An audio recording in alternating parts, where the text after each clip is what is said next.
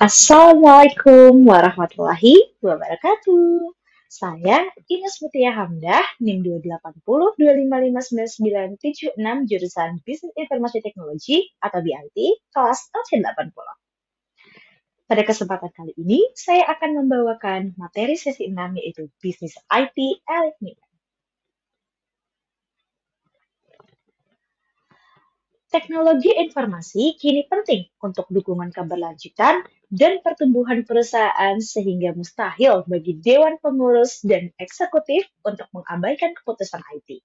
Dalam lingkungan bisnis, dengan rantai nilai terintegrasi, waktu henti sistem, dan ancaman seperti kejahatan dunia maya dan penipuan menimbulkan risiko yang signifikan. Secara bersamaan, IT telah berevolusi dari layanan komoditas menjadi mitra strategis, membentuk strategi bisnis, dan mempengaruhi penciptaan nilai. Karena IT menjadi pusat manajemen risiko dan keberhasilan perusahaan. Kebutuhan akan tata kelola, perusahaan IT yang terfokus atau yang disebut dengan EGIT telah muncul selama 2 dekade terakhir. Tata kelola IT difokuskan pada penyelarasan strategi IT dengan tujuan bisnis, tetapi sebagian besar tetap menjadi diskusi yang didorong oleh IT. Perspektif terbatas ini menghambat realisasi nilai bisnis karena implementasi IT seperti sistem CRM hanya menghasilkan nilai ketika diintegrasikan ke dalam operasi bisnis dengan keterlibatan bisnis yang aktif.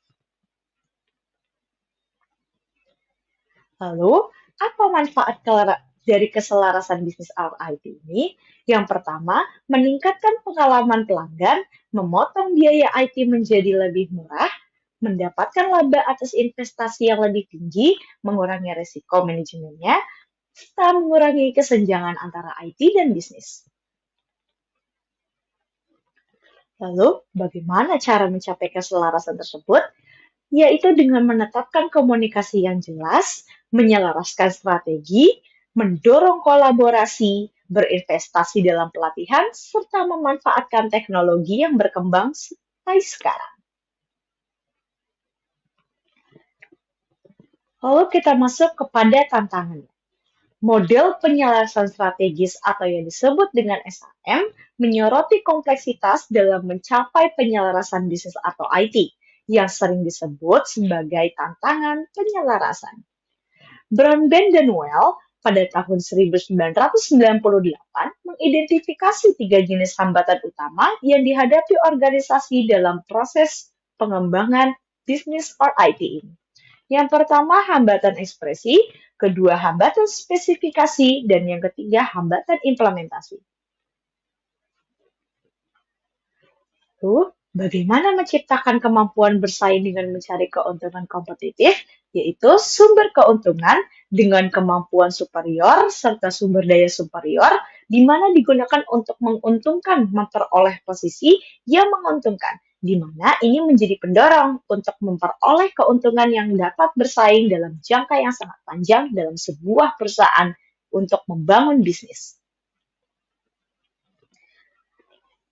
Sebuah peribahasa berbicara is not what you have, but how you use it. Di mana dengan posisi yang menguntungkan, perusahaan dapat mendeliver produk atau jasa dengan harga yang lebih rendah, mendeliver nilai yang lebih besar seperti simplifikasi, keuntungan atau profit, serta dan kelarasan dan ketertarikan emosi pelanggan. Dalam materi ini, saya mengambil case study yaitu keberhasilan Tesco. Apa itu Tesco? Tesco adalah sebuah perusahaan retail di Inggris yang mampu mentransformasi diri dari sebuah supermarket biasa menjadi sebuah supermarket logistik dan menjadi sebuah perusahaan logistik dan kini menjadi sebuah perusahaan pemasaran. Bagaimana jalan cerita transformasi perusahaan Tesco ini?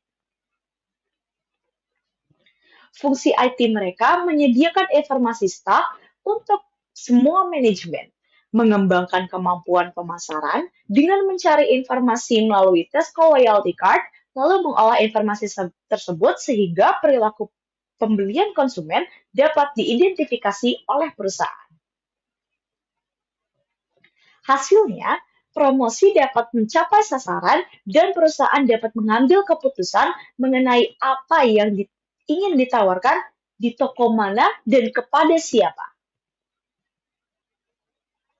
Jadi, kesimpulan dari case study tersebut bahwa penyelarasan ini penting untuk meningkatkan kinerja organisasi, keunggulan kompetitif, dan penghematan biaya.